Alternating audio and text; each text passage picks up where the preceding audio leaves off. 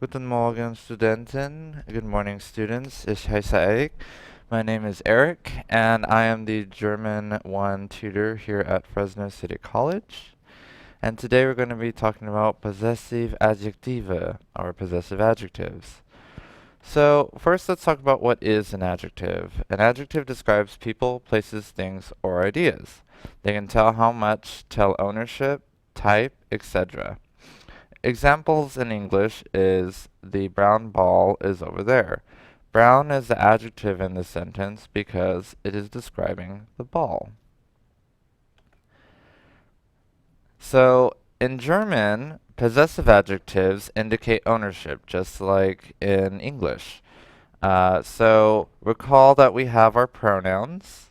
Ich means I, du, you, er, he, so on and so forth. Now, we can change these when we're using the possessive adjective forms.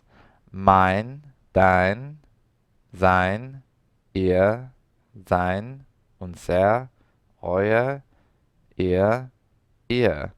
And the corresponding personal pronouns that we go across here, so ich, mein, my. So you can see that there is a correlation between German and English here in each of these forms. So sein, his, ihr, her, sein, its, unser, our, euer, your all. Oop. Yeah, your all. Ihr, your formal, ihr, there. So recall that the indefinite article ein and its chart. It is essential to understand that the possessive adjectives function as ein words and take the same endings depending on the case. Other adjectives function differently. Compare the charts of ein words and mein words and you will see the similarity. Well, if we go ahead and look at this, so we have mein, meine, mein, meine.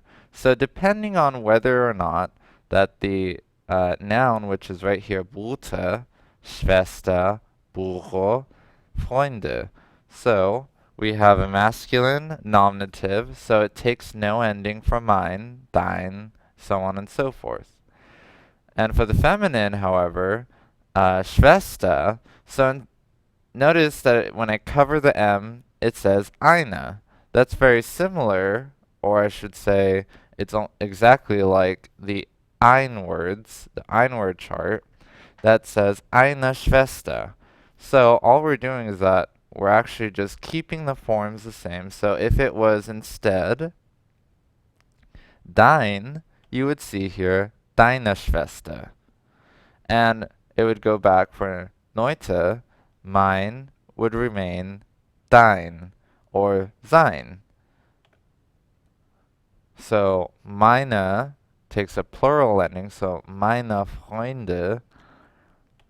If you go to here, so if I was to say es for or use the sein, so it becomes seine Freunde, its friends. So you also want to be careful about whether it's in which case, because as you can see, the ending changes once again for the masculine. Meinen, Bruder. The rest stay the same for feminine, Neute, and plural. And depending on which level you're at, the dative and genitive also are going to take those forms. So if I cover this, einem, Bruder, einer Schwester, einem Bruder, einen Freundin. Now notice that over here, you always get the den plus n, or en plus n.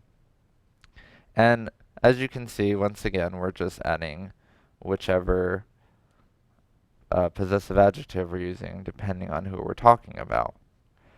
So, possessive adjectives always precede the nouns they modify. So, zum Beispiel is meine Mutter, deine Mutter, mein Vater. So the formal ear corresponds to the formal personal pronoun sie. Also, ihr corresponds to sie, she in English, or sie, they in English. It can mean any one of these, so pay attention to the context of the sentence. The verb is the best giveaway. So, zum Beispiel, so, wo sind ihre Eltern? So, we can see here that wo sind ihre Eltern? So, you would think to yourself, okay, so, wo sind? Well, I know that it can only be either formal you, sie, or it can be sie as in they. Well, if I said they, where are they parents? But that doesn't really make sense because if we look here, the capital IHR or IHR is actually corresponds to the pronoun sie, you formal. So this has to be saying wo sind ihre Eltern? So that's saying where are your parents? Rold und Heike kochen für ihre Kinder. So here, Rold und Heike cook for their children, because as we can see here, it's a lowercase I. And also, Melina ist ihre Tochter. Melina ist ihre Tochter. This lowercase I, well, we're only referring to one person, so it must be the she form. Melina ist ihre Tochter. And also, if we look at the verb form, it's ist, third person singular. And the same for these two. So, formal you. And then this one right here, it's lowercase I, but we're using they, so it's going to be kochen. So, I suggest you pay attention to the verb, who is the subject, and who are we really talking about here. So let's go ahead and put these a little more into practice. Let's get to writing some sentences here.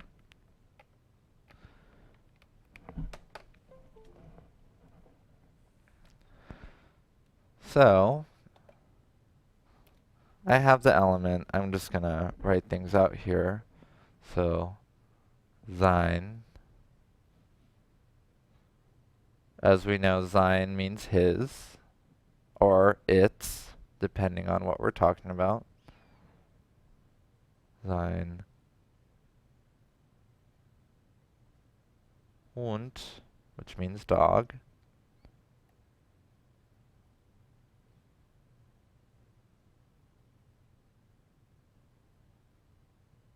Oops.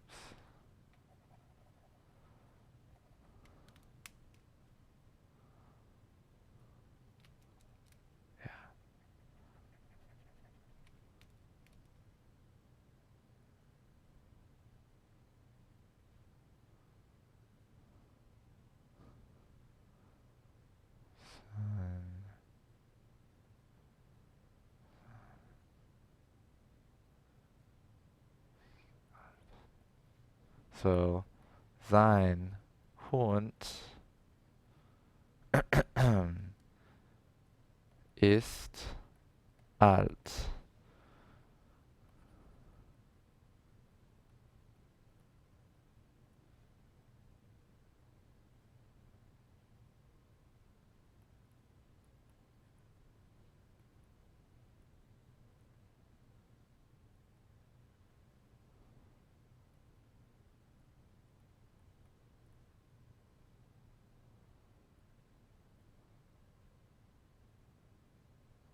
Okay, so sein Hund ist alt. His dog is old. Mein Vater sind Ihr Vater. My father is your, and this is, as we can see, formal, ist Ihr Vater. My father is your father. So let's begin to put in things that have actual endings. So, let's see. Ich kaufe deinen Apfel. So wait, why does this get deinen? Well, if we think about it, ich is the subject, correct? So that means that this must be in the nominative case. Nominativ. Kaufe is Verben, second position.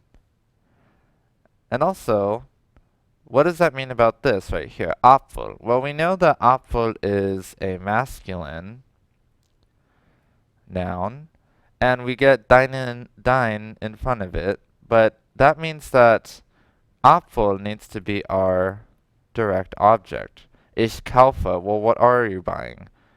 Your apple. So if this is a direct object and this is a masculine noun, then that means that this must turn into